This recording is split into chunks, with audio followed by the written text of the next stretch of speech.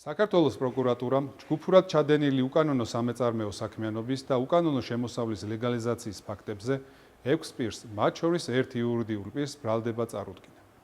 ფინანსთა სამინისტროს საგამოძიებო სამსახურის მიერ ჩატარებული გამოძიებით დადგინდა, რომ უცხო ქვეყნის მოქალაქეებმა დაუსაბუთებელი წარმომავლობის განსაკუთრებით დიდი ოდენობით თანხებისათვის კანონიერი სახის მიცემის მიზნით საქართველოს ტერიტორიაზე საბაჟო კონტროლის გვერდის ავლით $350,000-მდე დაუსაბუთებელი წარმომავლობის თანხა შემოიტანეს.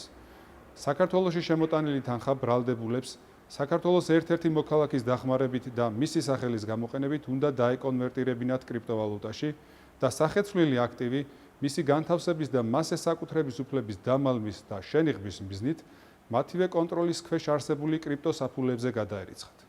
გამოძიებით ასევე დადგინდა, რომ ერთ-ერთი ბრალდებულის მიერ დაფუძნებული საწარმო საქართველოს ეროვნულ ბანკში სავალდებულო რეგისტრაციის გარეშე ახორციელებდა ვირტუალური აქტივის მომსახურების პროვაიდერის საქმიანობას, მათ შორის სხვადასხვა კრიპტოვალუტის ურთიერთგაცვლას ეროვნულ და უცხოურ ვალუტაში, რითაც ახდენდა განსაკუთრებით დიდი ოდენობით, ათეულობით მილიონი ლარის ეკვივალენტური ვირტუალური აქტივის უკანონო და უკონტროლო ტრანზაქციებს.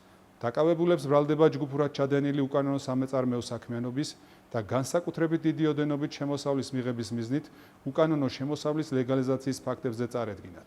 იურიდიულ პირს ბრალდება უკანონო სამეწარმეო საქმიანობის ფაქტზე წარედგინა, პროკურატურა ხუთივე დაკავებულის მიმართ აღკვეთის ღონისძიების სახით პატიმრობის გამოყენების მოთხოვნით სასამართლოს კანონით დადგენილ ვადაში მიმართავს.